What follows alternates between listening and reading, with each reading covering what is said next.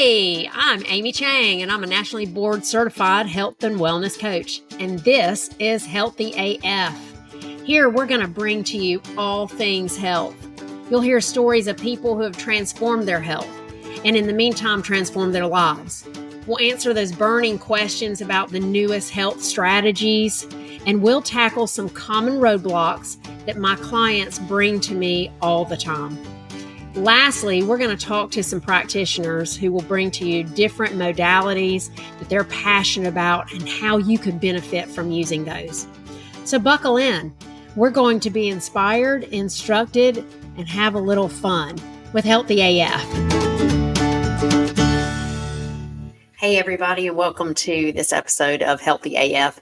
I'm super excited just to drop this short little podcast for you today, all about the holidays.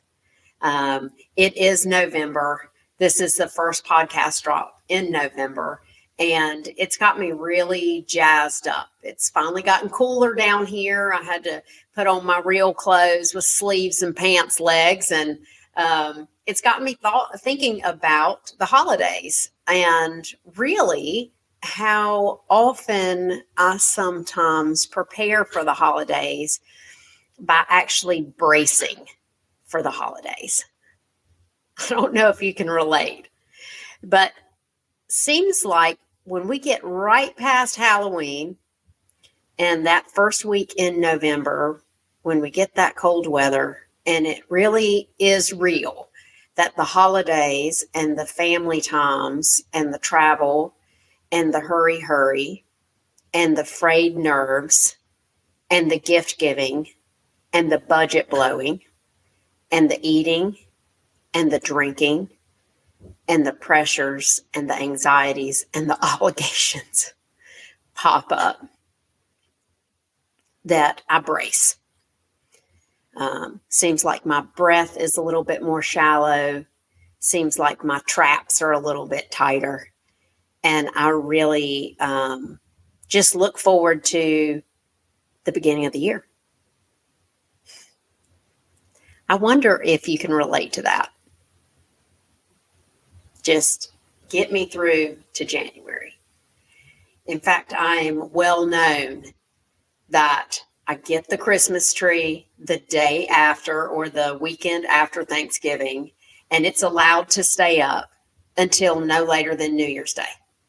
And on New Year's Day, that sucker comes down and we are de-Christmased because I am so ready to be done with the visual and emotional clutter of the holidays.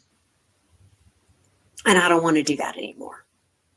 I don't know how y'all feel, but I'd actually like to turn that around. And this year, for some reason, I feel like it's a good year to turn that around. I'm a little bit less anxious about what is to come. And I've got some ideas on why that is. For one, we at Healthy Living have been doing a book club with Brene Brown's Gifts of the Imperfection, which is a fantastic book.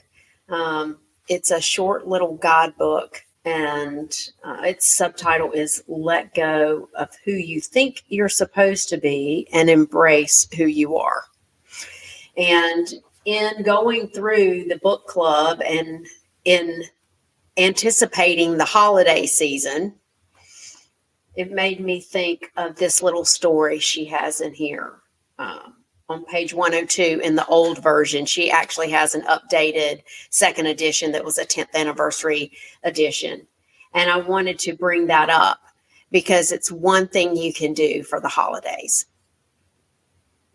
So what she talks about here is that she and her husband have a list of things that they want to accomplish, or have. That extra bedroom addition, the new kitchen update, that new car, the promotion at work, this specific speaking engagement or book deal or whatever it is that you have on your dream list. So you might think about your holidays. Like what would your dream holidays be? Is it that you get to give a brand new car to your mama? Is it that you get to go on vacation to the Caribbean if you're, especially living somewhere cold during the winter? Those big lists of the dreams. She talks about having a dream list like that. And then she talks about having a list that are her ingredients for joy and meaning. And I love that. Ingredients for joy and meaning. When things are going really well in our family, what does it look like? Is her question. And she and her husband made up that list. So for me, if I look at my ingredients for joy and meaning in the holidays, what does that look like? Well, I'd say time with friends where I can sit down and actually be with them. Not that time where I've got another place to be in a couple of hours and I have an hour drive to get there and I've got a specific slot. So let's do all our catching up in 60 minutes, 3, 2, 1, go. Not that. I'd say it's meaningful gift giving. Not the gifts of I've got all the money in the world and none of the time in the world. I spent some of my life with that, with like, I've got plenty of cash, but I don't have time. So I'm just going to get this and get this and get this. Oh crap, they invited me to a holiday open house. Probably need to get a tea towel or a bottle of wine. The obligatory gift giving. Not that. So one ingredient for me for joy and meaning in my holidays is meaningful gifts. And sometimes that looks like spending more time shopping, like really shopping, not researching maybe the very best of something, but browsing. Like, well, what would really work for my sister-in-law? What does she do for me? How does she take care of me? Gosh knows, y'all, I got a beautiful, wonderful sister-in-law. And she actually has taught me so much about living in the decades that she has been a family member for me. And when I think about what she has contributed to me and to my family and how she always provides such a loving home for us to visit, there are so many things that I could actually get her that would really be meaningful. I'm talking about those kinds of gifts, not the, I was on the way and I popped by the Walgreens and picked up a dancing Santa. And I'm not above a dancing Santa, okay? Who doesn't love a flipping dancing Santa? I mean, we have been through them all, right? So I think that would be an ingredient for me, is meaningful gift giving. Another ingredient would be connected family time that's peaceful. In our family, there have been some challenges anywhere from, it's kind of tense in here because there's something we're not talking about. We don't want to talk about, what that cousin lost a job, or that family member, I don't know, is getting divorced. The big stuff. Like, we don't want to talk about that, and it's tense. I've lived through that kind of holiday. I've lived through the kind of holiday where I'm getting divorced and no one wants to talk about it, or they're eggshelling me. That's never fun. Gosh, it's never fun. And I've been through that kind of family holiday where actually it's not being avoided. It's being head on, and the punching gloves are off. And there's just some straight up screaming and yelling. I've been in that kind of holiday too. And that's never fun. In fact, that's something that'll really, really make you want to jump ahead to January, right? But what does that connected family time look like? That connected family time looks like, let me get this right. Not rushing, nowhere to go, no schedule to keep. Usually involves a pack of playing cards, possibly some Rook for my card players. If anybody knows Rook, definitely not Monopoly. I can't take the stress of Monopoly. I think I've got some probably PTSD from my brother beating my fanny bottom at Monopoly 24/7. So even the children know, like, do not ask Mama to play Monopoly. It's not going to happen. But now we'll play some Rook and we'll play some spades. And those are typically, those are good times. Those are good times. I think some good conversations with my mom, hearing stories from my mom and watching my children react to those stories. Gosh, that is an ingredient for joy and meaning in the holidays for me.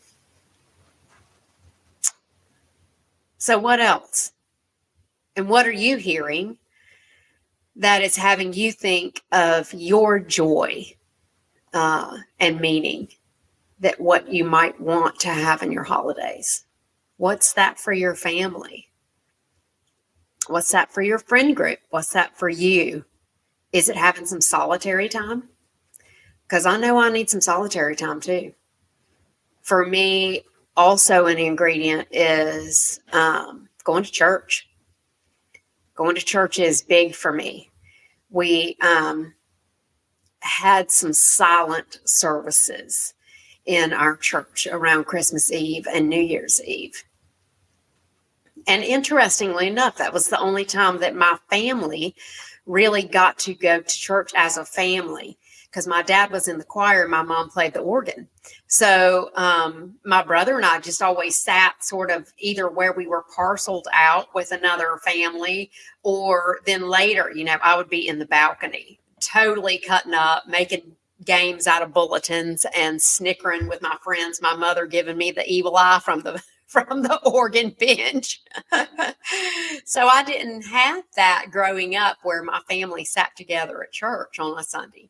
So I guess that's why those quiet services where there was no music were so special.